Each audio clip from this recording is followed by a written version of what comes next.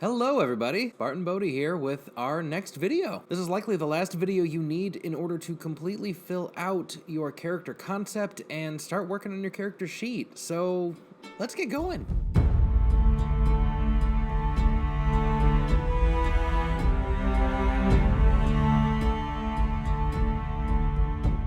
In this episode, we are going to be covering Chapter 4, mostly, in the Player's Handbook, so go ahead and turn there. And after we get through that, I'm going to give you the 6 most important questions you can ever ask about your character, at least in terms of fleshing out their backstory. You see, your character doesn't just magically appear with everything there and have no reason for being there. They're a person. People have stories, and your character is no different. The moments, events, cultures, places, people, interactions, and really everything that's led up to this moment you find your character in is called your backstory. And D&D 5th edition has an interesting way of incorporating your backstory in a really neat way. They call it background. Every story has a beginning. Your character's background reveals where you came from, how you became an adventurer, and your place in the world. Your fighter might have been a courageous knight or a grizzled soldier.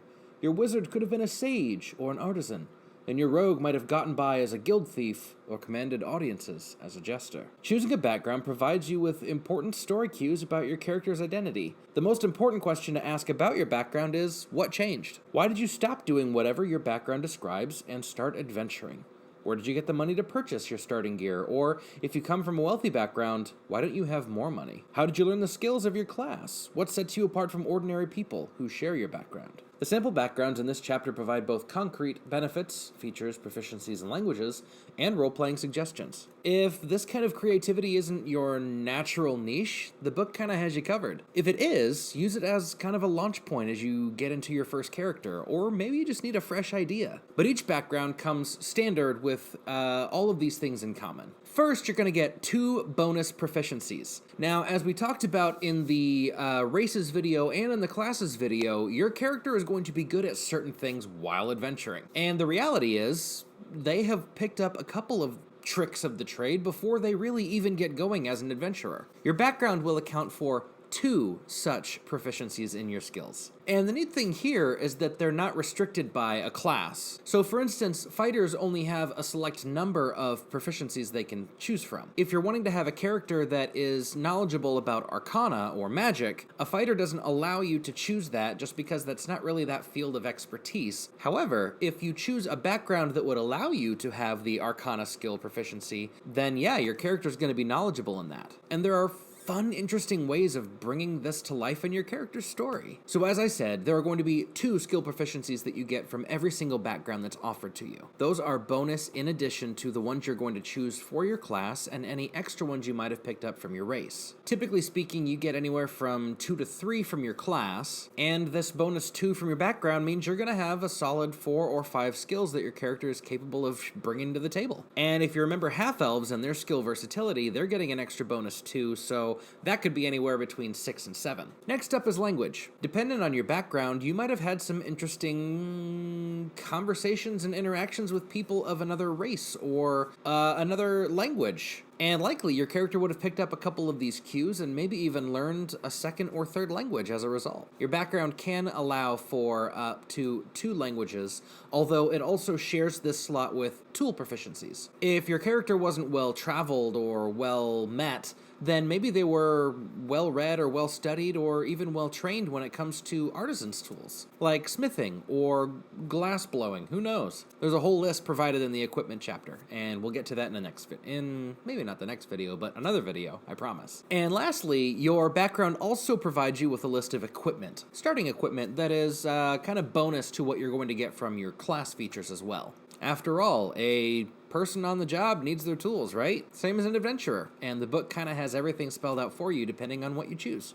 Lastly, there are some bonus recommendations for things to think about when it comes to your character's personality. In fact, there are 4 categories that the book will provide a couple of options in terms of thinking through your character's personality, characteristics, or habits. And they break down as such. First are personality traits. The game wants you to pick 2 of these. These are meant to be just small, simple ways to kind of set your character apart from everyone else that they meet in the world. The rules also kind of recommend that you be a little more specific with these. In the PHB, it offers the following language. Instead of saying, my character is smart, what you could say instead is, my character has read every book in the city of blank, and fill in that blank depending on where your character's from. It provides a little more grit and reality to your character. Just saying you're smart is vague, and how would we even gauge what that smart looks like? But someone who's read every single book in a city's library, we're gonna know a little more about that character than just saying that they're smart. These also might describe their likes or platitudes, habits, past accomplishments, dislikes, maybe even fears. Next on the list are called ideals. These would be the things that your character kind of stands for or lives for. They should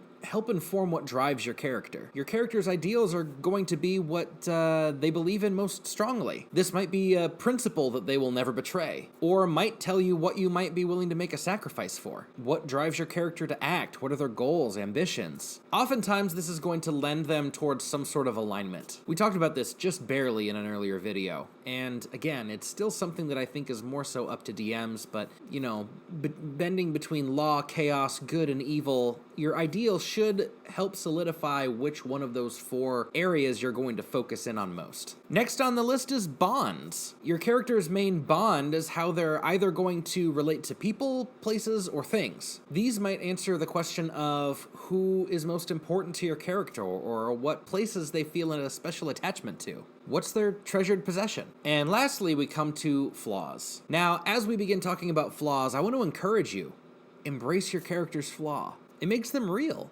If our characters never do anything wrong, there's no drama. And how your character reacts is largely going to depend on their character, who they are, how they're comprised, and the decisions they make. And a good DM is going to look into these things and say, how can we exploit this to actually create good drama at the table? This isn't meant to be some torturous thing, but instead provide an opportunity for the rest of the party to help make your character a better person. If we never find out that your character has flaws, then how can they be improved upon? Until those things are brought into the light, it's going to be one of those things that doesn't really exist. But nonetheless, no one has ever lived that hasn't had some sort of flaw. Your character is no different. And that's a good thing. It makes them real. We can connect to those kind of characters. That's what can eventually make them heroic, overcoming this flaw and learning how to step into something better. So at this point in the chapter, it starts going through the list of possible backgrounds that you might want to consider for your character. Rather than read all of them and go over every single detail, we might just hit a couple of them to give you a little bit of an understanding of how they work. Very first on the list is called the Acolyte. This would be someone who lived in service to a temple or a deity. Maybe they served at a local church for a long time and learned all the ins and outs of it.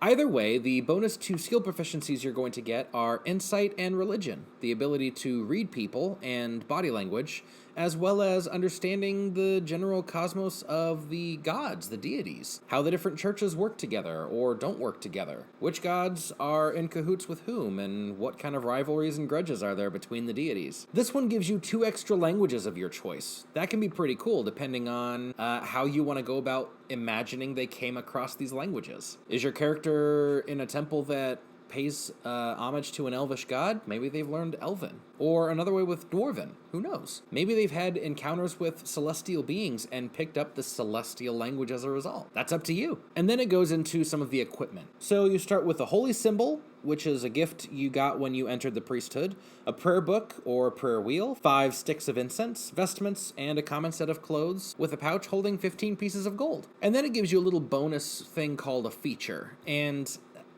yeah, they exist, but they aren't used a whole lot. I would like to use them more on my table, but they offer little quirks here and there. So for this one, as an acolyte, if you were to go to a temple that worships the same deity that you do, you might be able to get free lodging or free food, even free healing, so long as you can provide the components. That can be pretty useful, for sure. And it might be a cool way for your character to bond with some of the new non-player characters that the DM is going to present to you in a new town. Non-player character we shorten to NPC. Remember, those are the characters the Dungeon Master plays that you get to interact with. And then it goes into all of the personality traits, ideals, bonds, flaws, you know, the list that we talked about earlier. And if you want to just randomize it, it gives you the die roll to just, hey, let's see who this person is. I personally like picking them out and having them work together in order to make a fun little backstory that you can present to your DM and your party when the time is right. But that's just me. This is about you. Maybe your character didn't grow up in a church setting. Maybe instead they grew up in a criminal setting. Criminals start with the deception and stealth proficiencies. They're automatically going to be really good at lying and hiding the truth, or slinking around and not getting caught. Now here, instead of languages, we see tool proficiencies. Criminals start with a tool proficiency in a gaming set, maybe it's cards or chess or dice, and they also start with thieves' tools. Now, thieves' tools we use to break and enter, picking locks, things like that, opening a chest in a dungeon, there are good uses for them. And they also start with a crowbar, a set of dark clothes, including a hood and a pouch containing 15 gold pieces. Maybe that's not it at all. Maybe instead of growing up in a church background or a criminal background in civilization, perhaps you grew up in the wild as an outlander. Outlanders start with the athletic skill proficiencies and the survival skill proficiencies. Maybe they belong to a tribe and are used to surviving in the forest or, desert terrain.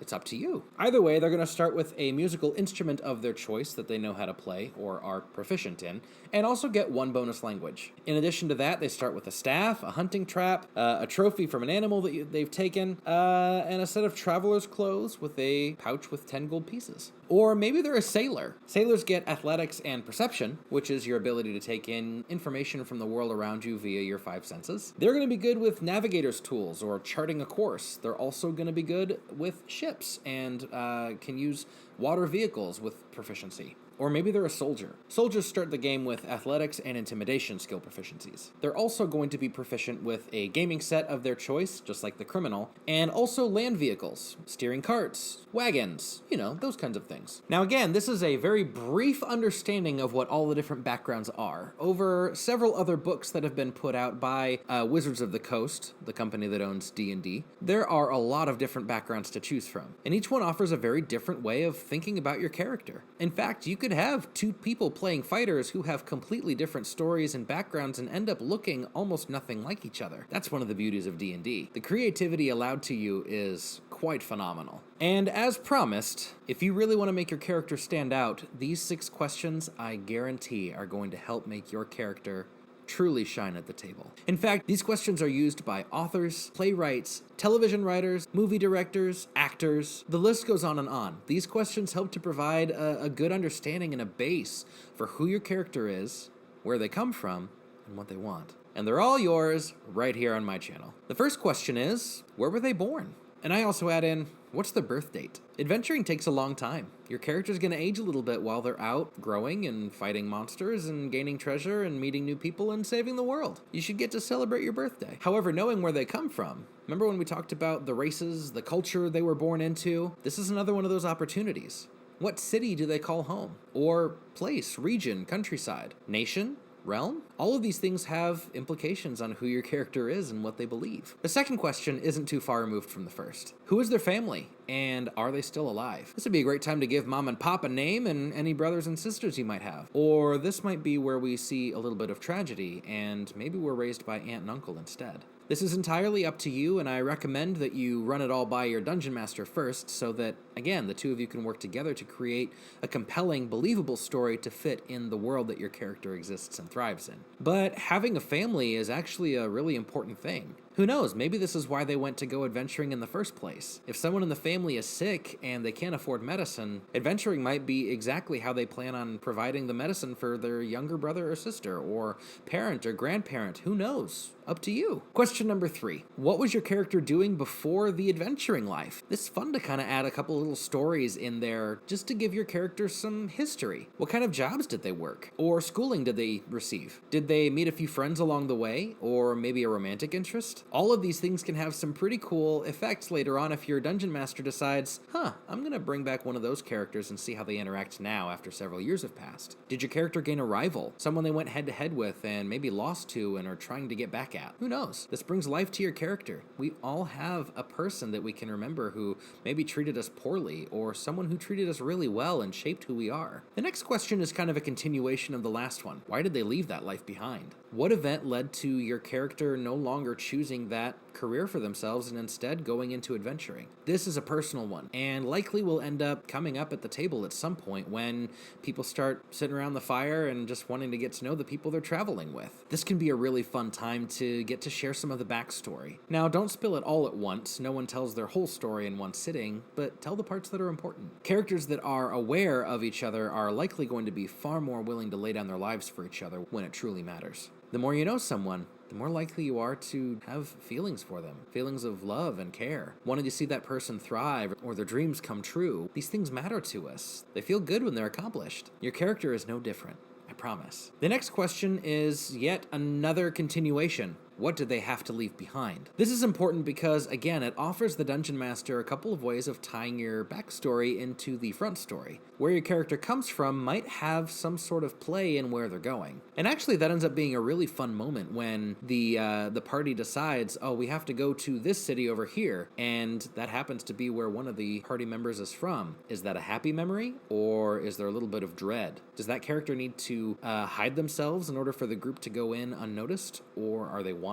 Who knows? All of these things can add to the drama of the story. And I've said it before, but please work these things out with your Dungeon Master. If you write every single part of the backstory without including anything that the Dungeon Master wants to bring in to the story from the world they've created, you might find yourself at odds, and the character might not necessarily fit. We want a character that's going to be believable. Lastly, and most importantly, what does your character want? Knowing what your character wants has everything to do with how your character makes choices and what they're going to pursue moving forward. This is where we really get into the front story. You see, a backstory is wonderful, but once a backstory is shared with the party, it doesn't really change a whole lot except to inform the party what that character is going to do moving forward. All of that has to do with the story the Dungeon Master is weaving alongside of you and the rest of your party. The front story ends up being all of your character's development as a result of who they were leading up to this point. And knowing what your character wants will inform all of those decisions for you. Maybe, back to the point, if there's a sick sibling, your character wants to see them healed. Once that comes to be, maybe your character decides to retire, or maybe that frees them up to be a little more tuned into the group and maybe not so far off or kind of stuck in a haze. Again, having these moments bring your characters to life, giving them drama and things that can go right or wrong, provides for a wonderful story at the table. So let's run through those questions just one more time, just to solidify that you know what they are. 1. Where were they born? And what's their birth date? 2. Who is their family? And are they still alive? 3. What were they doing before they became an adventurer? 4. Why did they leave the adventuring life behind? 5.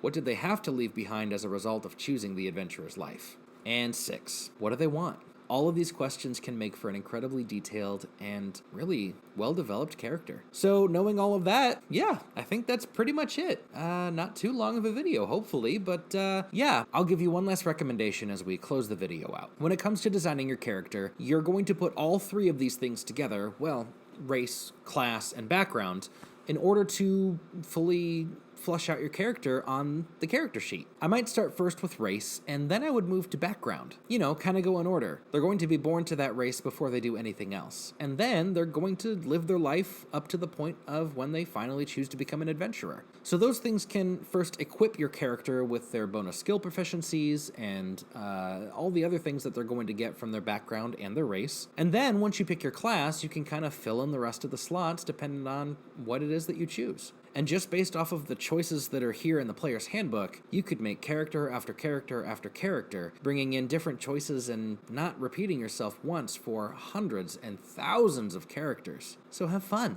Embrace it. Thanks again for just chilling with me and talking about character creation and backstory. I'm really glad that you're here, and thanks for watching. If you don't mind, I certainly would love it if you hit that thumbs up and the subscribe button. My channel is growing, and thank you. Thank you for sharing these. Thank you for being a part of the community that we're building here. If you guys have ideas, seriously, videos that you want to see or things that you would like to do together, maybe please reach out to me on social media. My handles will be in the doobly-doo down below, or comment here. If you want to create a messaging thread on Discord or something, please let me know. Let's get it all figured out. I would love to connect with you guys on a more regular basis. Now that we've kind of got the basics of character creation down, who knows? There are still a couple things I would like to cover to teach you some of the mechanics. We still have combat and equipment magic and spell casting and all of those things that we kind of need to get a good grasp of that before we can move into some of the other stuff. But anyway, after that, it's kind of just wide open. So please, let me know.